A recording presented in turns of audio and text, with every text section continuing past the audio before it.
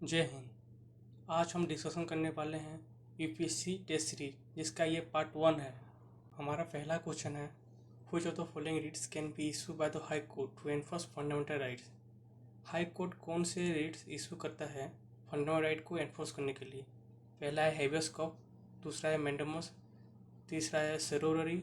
Article 32 supreme court को power देता है कि फंडामेंटल राइट को एनफोर्स करने के लिए रिट्स इशू करे। वैसे ही आर्टिकल 226 हाई कोर्ट को भी पावर देता है वो फंडामेंटल राइट को एनफोर्स करने के लिए रिट्स इशू करे। इसीलिए हमारा आंसर होगा आंसर डी, आंसर 1, 2 एंड 3। ये क्वेश्चन गवर्नर के पावर से रिलेटेड है। हमारा पहला स्टेटमेंट है, गवर्नर किसी पर्सन की सज़ा माफ़ या कम कर सकते हैं अगर वो व्यक्ति किसी ऐसे कानून के तहत सज़ा मिले हो तो स्टेट के एजुकेटिव पावर के अंडर आती हो। हाँ, ऐसा हो सकता है। अंडर आर्टिकल 161 गवर्नर स्टेट के जुरिडिक्शन में आने वाले ऑफेंस में सज़ा को माफ़ या कम कर सकती है। स्टेटमेंट 2 में बोला गया है कि गवर्नर चीफ मिनिस्टर को अपॉइंट करते हैं। हम सब जानते हैं कि इलेक्शन के बाद गवर्नर ही तो मेजॉरिटी पार्टी के लीडर को चीफ मिनिस्टर अपॉइंट करते हैं।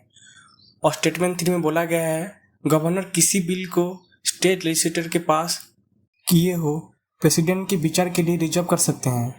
इसका आंसर होगा डी, 1, 2 और 3। और ये है इसका explanation. What is the primary objective of the monetary policy committee MPC in India? इसका आंसर होगा answer B, to control inflation. Reserve bank of India act 1934 जो 2016 में अमेंड हुआ था, ये क्लियरली कहता है कि MPC का मेन फोकस होता है इंडिया में इन्फ्लेशन को कंट्रोल करना। और ये रहा इसका explanation. Consider the following statement related to the concept of yield curve.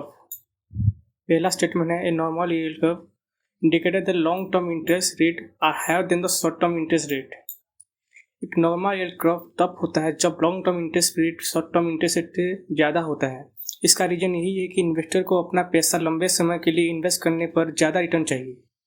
हमारा स्टेटमेंट 2 है, an inverted yield curve is often consider the predictor of economic recession. अगर यील्ड कर्व इन्वेस्टर को ज़्यादा चाहिए, मतलब short term yield curve long term yield curve से ज़्यादा होते हैं, तो इससे अक्सर एक वार्निंग साइन माना जाता है कि इकोनॉमी रिसेशन आने वाले हैं। और हमारा तीसरा स्टेटमेंट है, the yield curve is affected by the reserve bank of India monetary policy reason.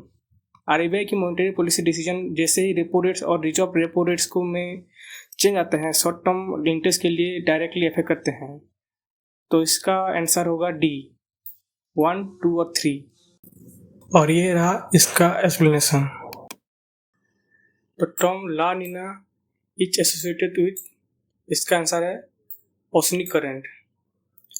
La Nina एक क्लाइमेट पैटर्न है जो पैसिफिक ओशन में होता है। और इसका ये है एक्सप्लेनेशन।